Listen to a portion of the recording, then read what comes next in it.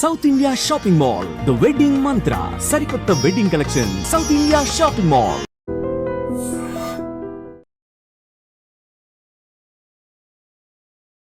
నమస్కారం, welcome to iDream. ధర్మ మార్గం విత్ విజిత కార్యక్రమానికి స్వాగతం.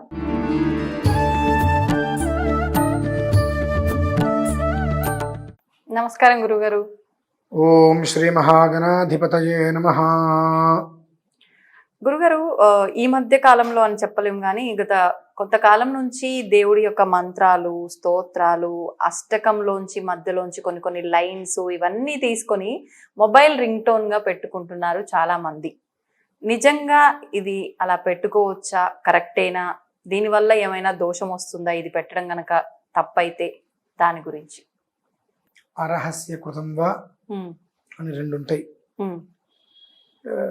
కొన్ని మంత్రాలు రహస్యంగానే మనం వినాలి, కొన్ని మంత్రాలు బహిర్గతంగా అందరూ వినవచ్చు అని. మంత్రం వినటానికి మీరు అన్నట్టుగా ఫోన్లో రింగ్ టోన్స్ కింద, కాలింగ్ బెల్లుల కింద పెట్టుకోవడానికి నక్కకి నాగలోకానికి ఉన్నంత తేడా ఉంటుందమ్మా. ఎందువల్లనంటే మంత్రం అనేటువంటిది ఎప్పుడూ సర్వకాల సర్వావస్థలు యందు దాని విధానం మారదు, అక్షరం మారదు, స్వరం మారదు. పాట ఎలా కావాలంటే అలా పాడుకుంటూ ఉంటారు, రకరకాలుగా వర్ణించుకుంటుంటారు. ఈ ఒక్క మంత్రం అనాదిగా లక్షల సంవత్సరాల నుంచి ఒక పొల్లు కూడా ఎక్కువ తక్కువ లేకుండా అలానే వచ్చింది. దాన్ని ఋషులు, మునులు, మన పూర్వీకులు ఎంతో పవిత్రంగా కాపాడుకుంటూ వచ్చారు. నేటి ఈ తరం వరకు వచ్చేటప్పటికి తప్పుగా భావించకండి, చాలామంది ప్రకృతిని భ్రష్టుత్వం చెందించాలని చెప్పి కంకణం కట్టుకున్నారమ్మా. అందులో ఎక్కువ శాతం ఆడవాళ్ళు.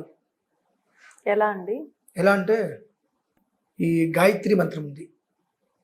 నేను ఎక్కడన్నా విన్నప్పుడు ఆ ఫోన్ తీసుకొచ్చి పగలగొట్టద్దాం అనుకుంటా. ఎవరైనా ఇంటికి వెళ్ళినప్పుడు ఆ ఓం భూర్భువస్సుః అనేటువంటిది రింగ్ టోన్ వస్తే ఒక్క దెబ్బ కొడుతుంది, ఫోన్ దేనికి పనికిరాకూడదు అనుకుంటా. అలానే కాలింగ్ బెల్లో వస్తే సుత్తి తీసుకొచ్చి పగలగొట్టద్దాం, అంత కోపం వస్తుంది నాకు. ఎందువల్లనంటే పరమ రహస్యమైన మంత్రం అది. ఆ మంత్రాన్ని మేము ఉపదేశం తీసుకోవడం కోసం గర్భాష్టమంలో అంటే కడుపులో పిండంగా ఉన్నటువంటి 9 నెలలు కలిపి బయటకు వచ్చిన తర్వాత 7 సంవత్సరాల 3 నెలలు, ఆ సమయంలో పూర్తిగా పలుకులు అక్షరాలు కూడా రాని టైంలో, ఇంకా చెప్పాలంటే కొంతమందికి 6 సంవత్సరాలకి 5 సంవత్సరాలు కూడా 4 రోజులు ఉపనయనం చేస్తారమ్మా. ఆ ఉపనయనం చేసిన మీనింగ్ ఏంటి అంటే, ఇవాళ ప్రతివాడు ఓం నమ శివాయ, ఓం నమ శివాయ అంటుంటారు చూసారా. ఆ ఓం నమ శివాయ అనేటువంటి 5 అక్షరాలని మేము ఉపదేశం తీసుకోవాలి. మేము అనాలి అంటే ఆ ఉపదేశం తీసుకోవాలంటే గాయత్రి మంత్రం మాకు ఉపదేశం ఉండాలి. ఆ గాయత్రి మంత్రం ఉపదేశం లేకుండా నా కొడుకుతో కూడా నేను కలిసి భోజనం చేయకూడదమ్మా. అంటే అది మీ దాంట్లో వర్తిస్తుందా? ఎందుకంటే జన్మతః జాయతే శూద్రః సంస్కారాంతే ద్విజః. అంటే చక్కటి మడి ఆచారు ఉన్నటువంటి బ్రాహ్మడి అంటూ పుట్టినా వాడికి సంస్కారం లేకపోతే బ్రాహ్మణుడు. శూద్రుడి ఇంట్లో పుట్టినా సంస్కారం ఉంటే వాడు బ్రాహ్మణుడితో సమానం అవుతాడు. దానికి ప్రధానం సంస్కారం. ఆ సంస్కారం అనేటువంటిది ఒక్కొక్క విధానాన్ని అనుసరించి ఒక్కరికి వస్తూ ఉంటుంది. మాకు 4 రోజులు ఉపనయనం. ఆ ఉపనయన సంస్కారం చేసినప్పుడు సావిత్రీం భో అనుబ్రూహీతి బ్రూయాతు అంటూ 24 మంత్రోచ్చారణ ద్విజాశ్రమాధికార యోగ్యత, బ్రహ్మచర్యాశ్రమాన్ని మేము నడిపించాలి వివాహం అయ్యే వరకు. ఆ బ్రహ్మచర్యాశ్రమానికి యోగ్యత ఆ గాయత్రి మంత్రం కావాలి. గాయత్రి మంత్రం అనంతరం పంచాక్షరి, లక్ష్మీ గణపతి, దక్షిణామూర్తి, రామం, ఆంజనేయం, ఇలా ఇక అనేక రకంగా మనకు ఈ ఉపదేశాలని కూడా తీసుకుంటూ ఉంటాం. అంటే ప్రతి ఒక్కరూ ఇవన్నీ ఉపదేశాలు తీసుకోవాల్సిందేనా, లేదంటే వాళ్ళ ఇష్టానుసారం తీసుకోవడానికి అర్హత లేవండి. గాయత్రి లేనిదే ఇంకొక మంత్ర ఉపదేశం తీసుకోకూడదు. గాయత్రి తీసుకోవాలంటే ఉపనయన సంస్కారం జరగాల్సిందే. అలా లేకుండా చేసుకోవడానికి వీల్లేదు. అంతా ఈ కట్టె కాలేంత వరకు కాష్టములో కాష్టము కాలే వరకు, కాల్చేటువంటిది కాష్టం, కాలేటువంటిది కాష్టం. కాష్టము అనగా కర్ర, కట్టె ముక్క, కాష్టము అనగా పార్థివ శరీరం, అంటే ఆత్మ వదిలేస్తే శవం అంటారు చూసారండి, అది కాష్టం. అలానే కాష్టం అంటే కట్టెపుల్లలు, కాల్చబడేది కాష్టం, కాలేది కాష్టం. అక్కడ కాలే వరకు, చితిమంతుల్లో కాలే రోజు వరకు అనునిత్యం మేము గాయత్రి అనుష్ఠానం చేయాల్సింది. అంత కష్టంతో అంత ఉపవాసం చేయాలి, అంత మంత్రసిద్ధి కలగాలని చెప్పి పూర్తిగా మాకు లోకం తెలియని రోజులలో ఉపనయన సంస్కారం తీసి మాకు ఆ మంత్రాన్ని ఇస్తారమ్మా. ఎంత రహస్యంగా అంటే ముసుగు కప్పి మరీ ఇస్తారు, ఎవరు వినకూడదు, ఇచ్చేటప్పుడు కూడా చూడకూడదని చెప్పి. ఆ సంస్కారంలో తండ్రి, పిల్లవాడు, ఆచార్యుడు, బ్రహ్మగారు చేసే ఆయన, ఆ ముగ్గురు కలిసి ముసుగు కప్పేసుకొని ఆచార్యుడు తండ్రికి ఇస్తే తండ్రి కొడుక్కి అలా తీసుకుంటారు. బ్రతికున్నంతకాలం మేము ఎంతో జాగ్రత్తగా 3 పూట్ల, మా ఒక పూట కాదు, ఉదయము, మధ్యాహ్నము, సాయంత్రం 3 పూట్ల మేము చేయవలసిందే గాయత్రి. మేము ఒక 7 పూటలు చేయలేదంటే మేము చనిపోయిన వాళ్ళతో సమానం. 7 పూటలు చేయలేదు అంటే మేము చనిపోయిన వాళ్ళతో సమానం. ఇక మాతో కూర్చొని మంచినీళ్ళు తాగడానికి కూడా అర్హత ఉండవు ఎవరికి. దాన్ని అంతగా అందుకనే ఎవరన్నా చనిపోయిన అర్ఘ్యప్రదానం వరకు ఇమ్మంటారు, అర్ఘ్యప్రదానం చూడమంటారు ఆపకుండా. దానికి ఒక ప్రమాణాలు ఉన్నాయి.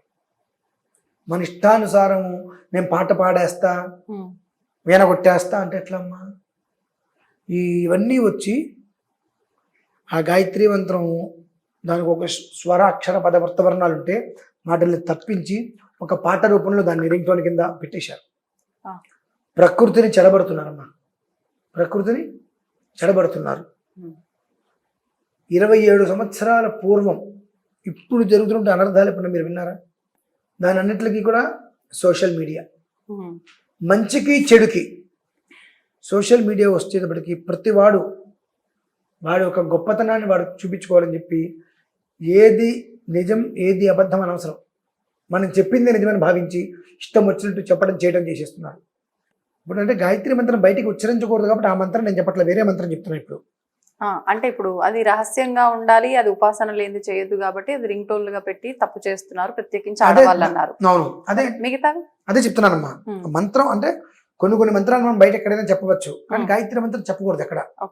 కాబట్టి ఇప్పుడు ఓం త్ర్యంబకం యజామహే సుగంధిం పుష్టివర్ధనం ఉర్వారుకమివ బంధనాన్ మృత్యోర్ముక్షీయమామృతాతు. మృత్యుంజయ మంత్రం. ఈ మృత్యుంజయ మంత్రాన్ని నేను ఇలానే రికార్డు చేసి అప్లోడ్ చేస్తే ఓ 10 రోజులు అయితే 100 మంది కూడా వినరు.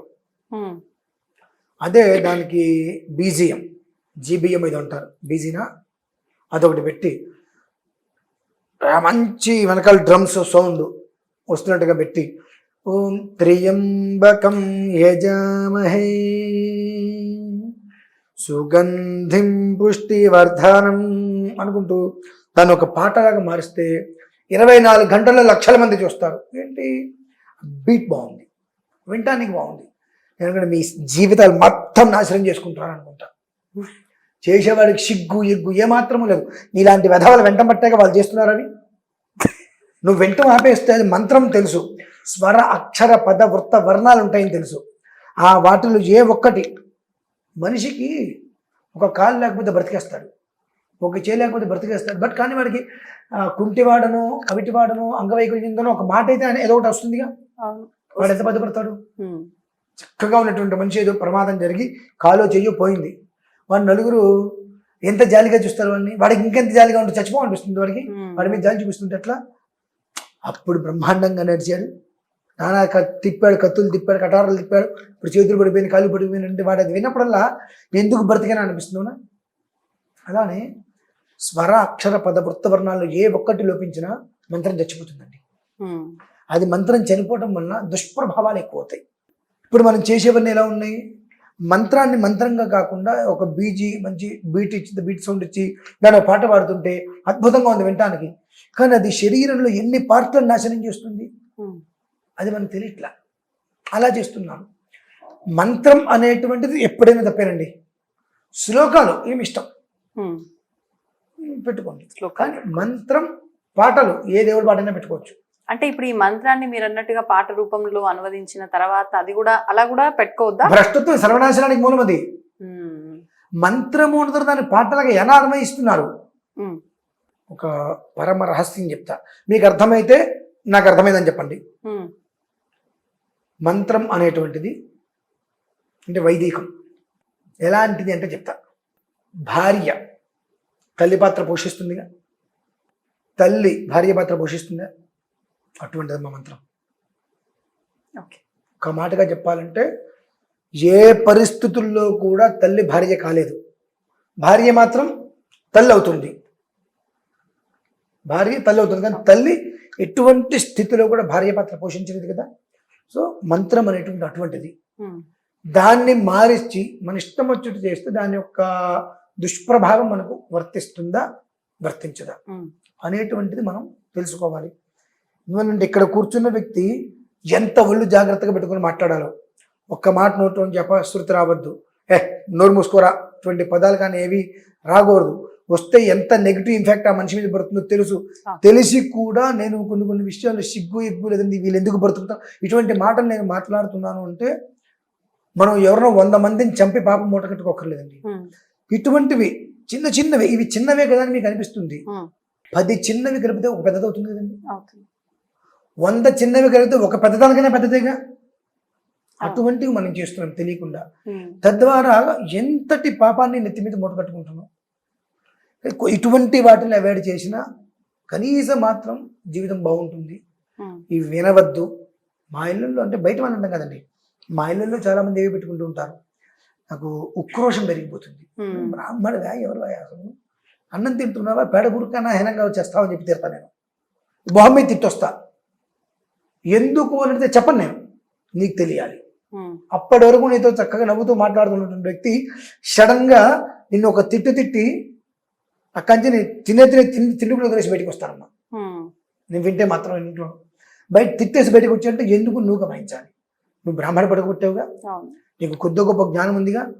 ఇందాకటి వరకు ఏమీ మాట్లాడకుండా సరదాగా ఉన్నట్టుండి తిట్టరాని తిట్టి వెళ్ళిపోయి అన్నం కూడా మధ్యలో వదిలేసి వెళ్ళిపోయాడంటే ఎక్కడ పాపం జరిగింది, ఎక్కడ జరిగింది, ముందు వెనకాల ఒక్కసారి ఆలోచించుకుంటే నీకు ఒక క్లారిటీ వస్తుంది. ఫోన్ వచ్చింది, ఫోన్ వస్తే ఏమవుతుంది, ఆ ఫోన్కి ఏమొచ్చింది, రింగ్టోను ఈ గాయత్రి మంత్రం వచ్చింది, లేదంటే ఒక మంత్రం వచ్చింది. ఓకే, దీనివల్ల ఆయన నన్ను తిట్టుంటాడు, అది నువ్వు మార్చుకోగలగాలి. ఇప్పుడు ఈ మంత్రాలు ఇవంటే రహస్యంగా ఉండేవి, ఉపాసన లేనిదే మనం అవి వాడడానికే పనికిరాదు. అలాంటిది రింగ్ టోన్ గా పెట్టడం అది తప్పు. వాల్ పేపర్స్ గా కూడా దేవుని ఫోటోలు, వాల్ పేపర్స్ దేవుడిగా మనం పెట్టుకోకూడదు నేను చెప్పనండి. బట్ కాదు, ఫోన్లలో వద్దంట, ఫోన్లలో వద్దు అంట. ఎందువల్లనంటే నువ్వు భగవంతుని పెట్టావు, బాగుంది. ఈ క్యాండిల్ క్రష్ ఏదో గేమ్ ఆడుతూనే ఉంటావుగా. మీరు ఆడతారు? సో నేను ఆడతాను, నేను గేమ్ ఆడతానమ్మా. అందుకే నా దాంట్లో ఎవరు ఉంటారు కదా, మా గురుగారి పాదాలు మాత్రమే ఉంటాయి నా ఫోన్లో. మా గురుగారి పాదాలు ఉంటాయి. నేను ఆడే గేమ్ వాటిని నొక్కేది కాదు, ఆ పెన్సిల్ పెట్టి గీసేది కేవలం. కాబట్టి నాకు ఇచ్చేయరు. ఫొటోస్ మనం ఎందుకు పెట్టద్దు అంటే క్యాండిల్ క్రష్ ఆడినప్పుడు వెనకాల వాల్ పేపర్గా ఉంటుంది. అది మనం ఏ రకంగా అయినా ఒత్తేస్తూ ఉంటాం. ఇటువంటివి కొన్ని మనం చేస్తాం కనుక వద్దులే అంట. పెట్టుకున్నా వచ్చి తప్పేం లేదండి దానివల్ల. పెట్టుకున్నా వచ్చి తప్పేం లేదు, పర్వాలేదు. కానీ మంత్రాలు మాత్రం రింగ్ టోన్ గా పెట్టుకోవడం తప్పు. ఇప్పుడు నేను గేమ్ ఆడతా ఫోన్లో, నాకు కుదిరినప్పుడు ఒక 5 నిమిషాలు 10 నిమిషాలు మా గురుగారి పాదాలు ఉంటాయి. కుదిరితే మీ గురుగారి పాదాలు, తల్లిదండ్రుల పాదాలు పెట్టుకోండి ఫోన్లో. రోజు వాళ్ళని మీరు ఎట్లాగో చూడలేరుగా, పాదాలు చూసినా కనీసం అదొక తృప్తి. ఆ పని చేయండి. ఈ దిక్కుమాలిన హీరోలు వద్దు. అంటే దిక్కుమాలిన హీరోలు ఏంటండి అంటే, ఒక హీరోకి ఎంతో మంది ఫ్యాన్స్ ఉంటారు. ఆ హీరో సినిమా వస్తే టికెట్లు చించి, అవి చించి, పుస్తకాలు చించి, పైకి ఎగరేసి పాలాభిషేకాలు ఇవన్నీ చేస్తాయి. నీ కొంపలు నీ తల్లిదండ్రులకి ఏనాడైనా చేసావా? నీ తల్లిదండ్రులు వాడిని గొప్పయ్యాడా? పోనీ నీకు ఒక టికెట్ ఫ్రీగా ఇచ్చి సినిమా చూపించాడా? నీ ఇంటికి వాడి ఇంటికి పిలిచి భోజనం పెట్టాడు నీకు? నువ్వు తినేది ఎంత కూడా నీ కొంపలో. కాబట్టి వాళ్ళెవ్వరు మీ తల్లిదండ్రులు ఫోటో పెట్టుకో, అక్కడికి మంచిది. అంటే అది దీనివల్ల ఏంటంటే ఎప్పుడైతే ప్రకృతిని మనం చెడబట్టామో అప్పటి వరకు బాగానే ఉంది. అది మనల్ని చెడబట్టడానికి వస్తే తట్టుకోగలమండి మనం? లేదు, విపత్తులు అంతవరకు తెచ్చుకోవద్దు అనేటువంటిది ఒకటి. అరిచో తిట్టో బెదిరించో 2 కనీసం మారండి అయ్యా అని చెప్పి దండం పెట్టైనా. మీకు రెండిట్లో ఏది బాగుందంటే అది తీసుకోండి, కాకపోతే మారండి అంతే. ఓకే, మార్పు అవసరం ఇప్పుడు. అది ధన్యవాదాలండి. పరమేశ్వర.